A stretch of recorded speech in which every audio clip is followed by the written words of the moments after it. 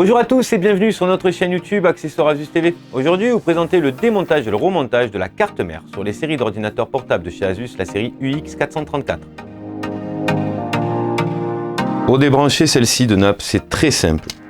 Il suffit simplement de la tirer vers le haut. C'est de l'emboîter. Quand vous allez devoir la remettre, il faudra juste emboîter et bien serrer les vis. Pareil pour là. Il va falloir ici que je dévisse comme la nappe précédente pour pouvoir la débrancher. Je ne me focus uniquement sur les choses qui sont accessibles et faciles d'accès là pour le moment. Donc pareil, vous voyez, vous tirez vers le haut. On va attaquer par le système de refroidissement la partie active. Je vais juste contrôler que, alors on voit qu'on peut bien démonter la partie active de la partie passive, donc je ne vais pas avoir de soucis, je vais juste écarter mes deux vis pour pas les perdre. C'est même pas dit sur ce modèle. Hop, petit bout de sparadrap.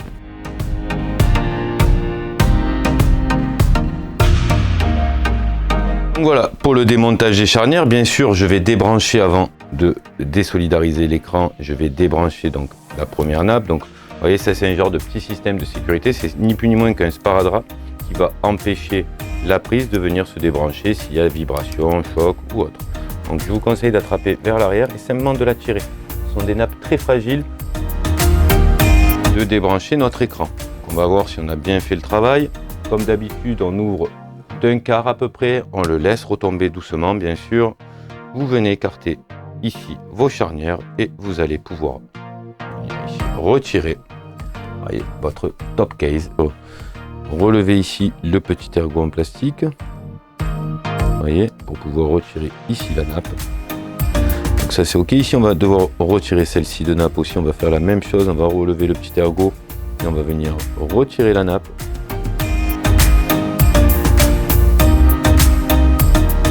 Donc on a dit que la grise elle est là. On va faire juste un petit contrôle, voir. On va la débrancher quand même pour pouvoir retirer ici la carte mère. Tout à l'heure c'était pas obligé, mais là on va lever la carte mère, donc on va avoir besoin de retirer la nappe. On fait juste un petit contrôle. Donc on a dit la vis ici.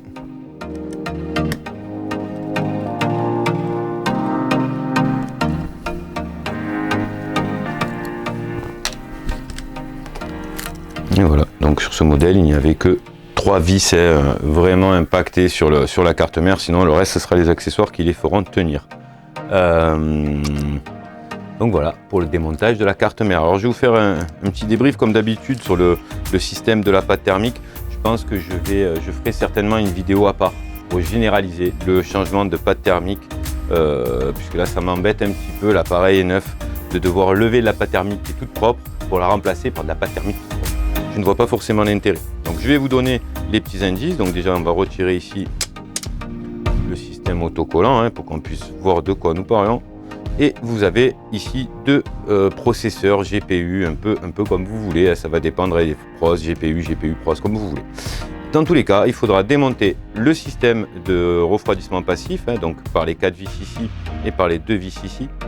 Vous allez le retirer, vous allez nettoyer à l'alcool 90 la surface de votre processeur, mais aussi la surface de votre thermal module, la partie passive, pareil de l'autre côté. Et vous allez venir poser une toute petite noisette de pâte thermique sur ce qu'on appelle le corps de chauffe de celui-ci et de celui-ci. Et vous allez serrer, donc on ne voit pas bien parce que c'est bien écrit en noir, mais vous avez des chiffres ici qui vont permettre en fait l'ordre de serrage. 1, 2, 3, 4.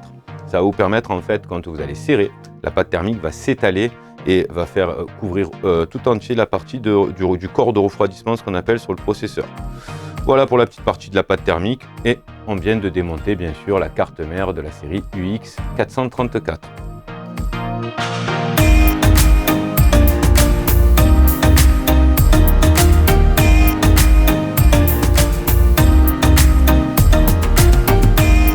Comme ceci.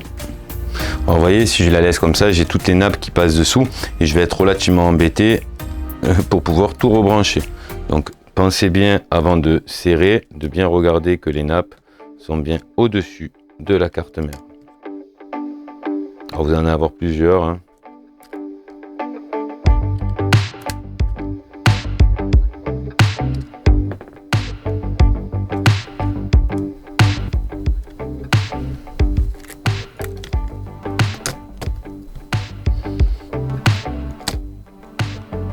Et voilà pour le positionnement de la carte mère. On voit qu'on est bien positionné, tout est ok. On va pouvoir maintenant remettre les 3 vis de la carte mère.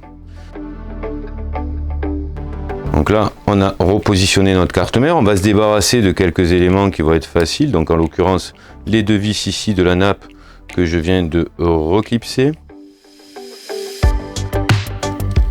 J'espère, vous voyez, les repasser dessous. J'ai pas fait attention. Ouais, les conseils que je vous donne, ça peut m'arriver à moi aussi. Ok, ça va être possible. Voilà. Alors, je vais profiter pour me débarrasser de remettre tout ce que je peux remettre maintenant. Donc, en l'occurrence, ici, je vais récupérer. Hop, non, il n'y a pas de scotch là. Non, il n'y a pas de sparadrap là-dessus. Donc là, je reclipe celle-ci. Je vais reclipser celle-ci aussi. Donc n'essayez pas de la faire rentrer si vous n'avez pas relevé ici le petit ergot en plastique. Alors je le répète à chaque fois, ils ne sont pas forcément bien visibles, c'est vraiment mini, mais ça compte énormément. Sinon ça ne marche pas. Pareil pour le clavier.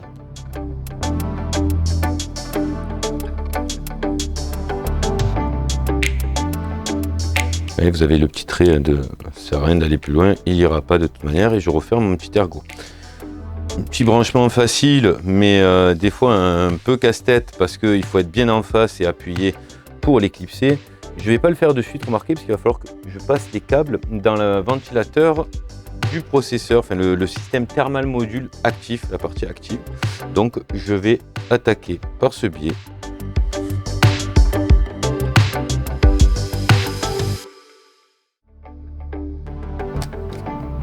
Je vais d'abord avant regarder que ça ne me gênera pas pour ma carte IO.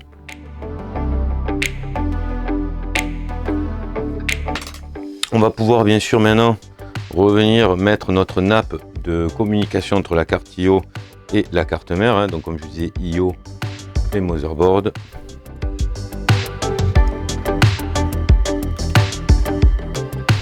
Voilà, et elles sont mises. Juste faire attention que la nappe du Wi-Fi ne vienne pas nous empêcher de bien clipser. On est ok. Et je récupère donc les 4 vis de la nappe.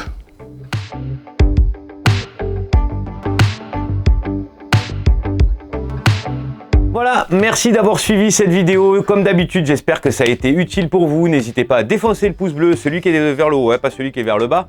N'hésitez pas à vous abonner, n'hésitez pas à me poser des questions. C'est avec un grand plaisir que j'y répondrai et je vous dis à très bientôt.